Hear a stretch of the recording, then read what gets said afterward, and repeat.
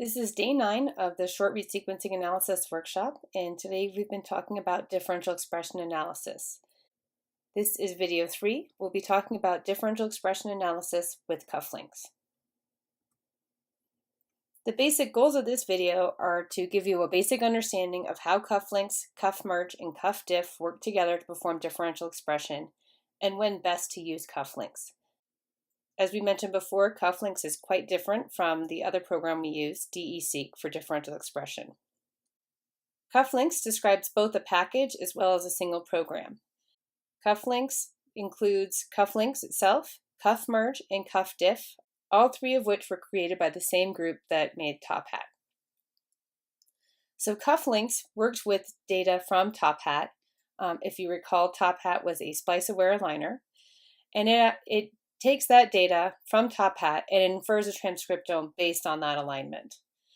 Cuff merge then takes the assembled transcriptome from cufflinks and merges them into a single reference file.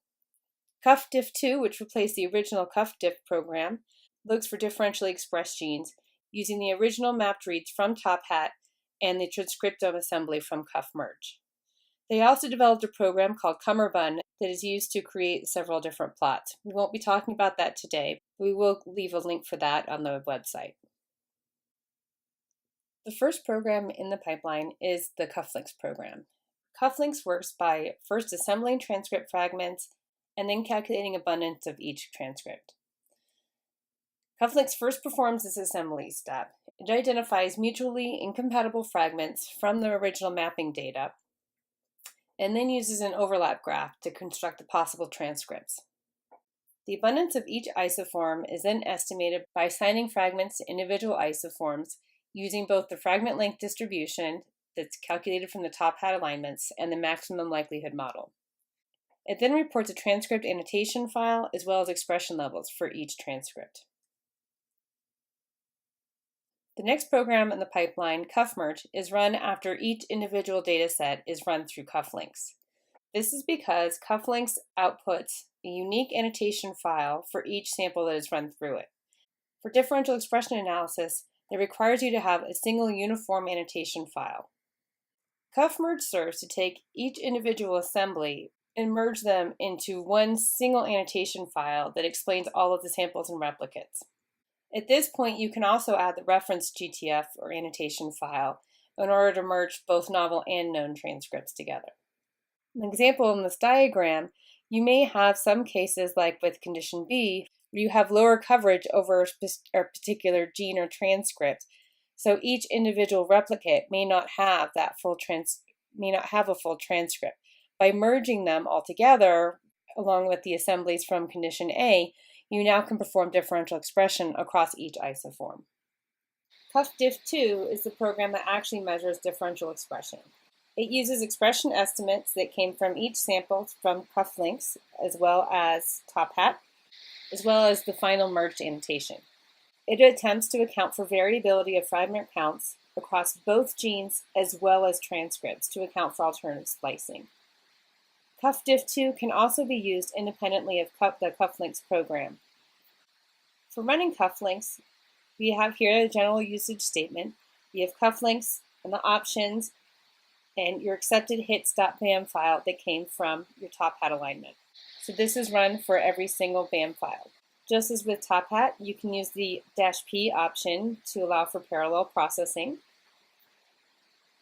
And library type should also be denoted using the -- library type option. For reference-guided approaches, such as what we'll be running in the workshop, you need to use the gene annotation file and call it with the -G option. With this option, cufflinks works much faster, but it does not look for unannotated exon-exon junctions. For de novo transcript identification, you would omit this -G option, but please realize that reliable calls require significantly more data. Some of the other options we will be using in the workshop is the -U or the multi-read correct option to do some initial estimations for reads that map to multiple locations by using the information and the surrounding uniquely mapped reads to help identify where those multiple mapped reads should go. We also want to call the no update check. This just turns off an automatic update check. Now please note, many different cufflinks tutorials that you might find on the web do say that you need to set fragment length information using the -M and -S options. The current version of cufflinks that we will be using does not require this. It actually calculates the mean fragment length from the original top hat alignments. Cufflinks will output 3 different files for each run. There will be a transcripts.gtf. This is the GTF file that contains all the assembled transcripts or isoforms.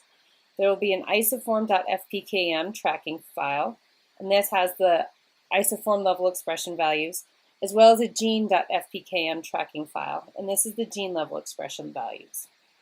After cufflinks is run, for each individual replicate or sample, you have to run cuff merge.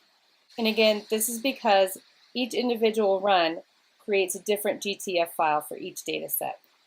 In order for cuff merge to find all of those individual GTF files, you have to create a text file that lists each GTF output file, each as an individual line.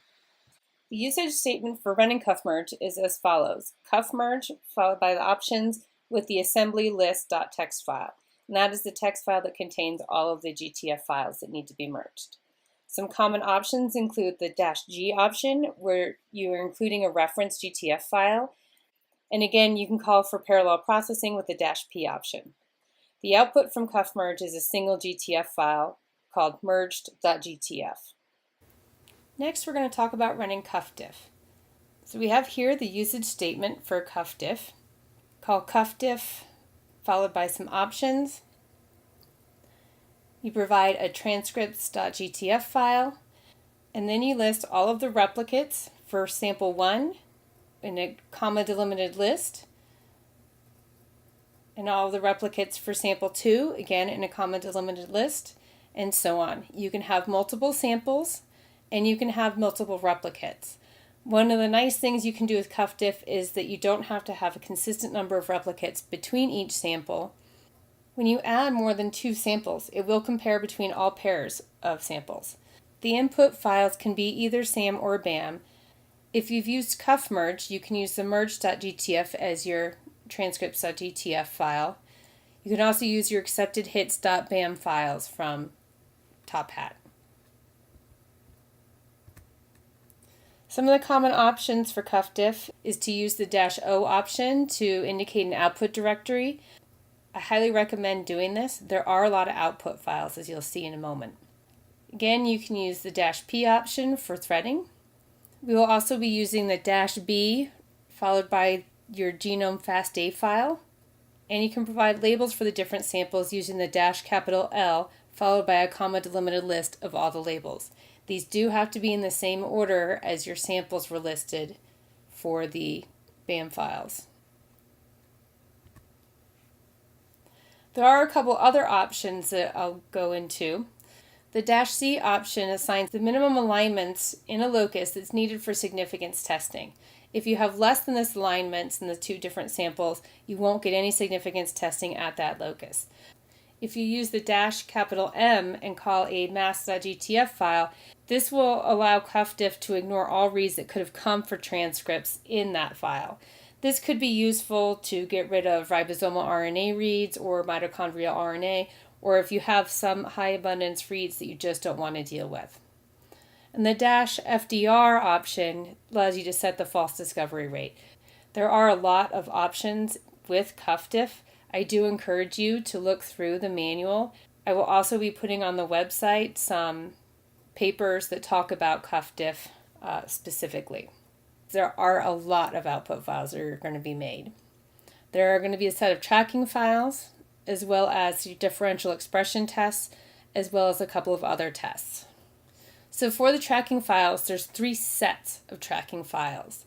There's the FPKM tracking files, and that tracks the FPKMs, the count tracking files, and that tracks all the fragment counts, and the read group tracking files.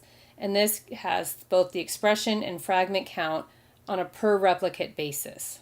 Each of these sets of tracking files have 4 different types of files. The first is isoforms, second would be genes, the third is CDS, and the fourth is the TSS groups. For example, the FPKM tracking files, you have one for isoforms, one for genes, one for CDS, and one for TSS groups. And it tracks all of these different things.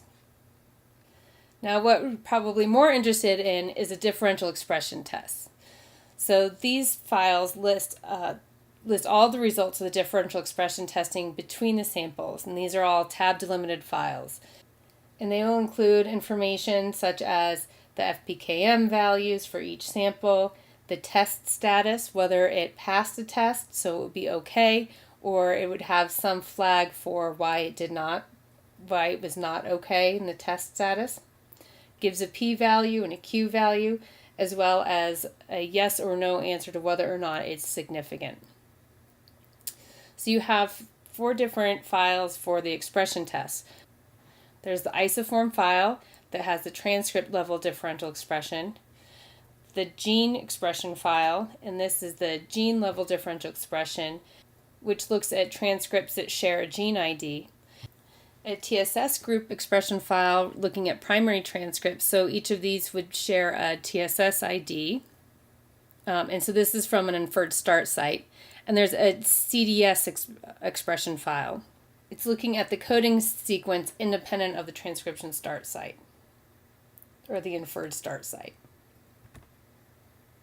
So there are a few other tests that you will get as well. There's the splicing.diff, and this file shows the amount of isoform switching between samples.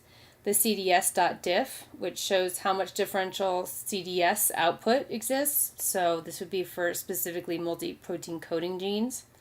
And promoters.diff, so showing how much differential promoter usage between each sample. These files can be very useful, and they provide something more than what you see from DE-seq. So when do you want to use cufflinks? Certainly if you think there's differential splicing, cufflinks is going to do a much better job at showing you that than programs such as DE-seq or EDGE are. Specifically, if you're looking for unannotated isoforms or transcripts, you really need to use a program such as cufflinks that is going to do some sort of an assembly. It is most useful for the pair-to-end data. You can certainly use single read data, but you're going to get much better assemblies from pair-to-end data. But you have to remember you must have used a splice-aware mapper. So if you haven't used Top Hat or some other splice-aware mapper, you're not going to get anything useful out of cufflinks.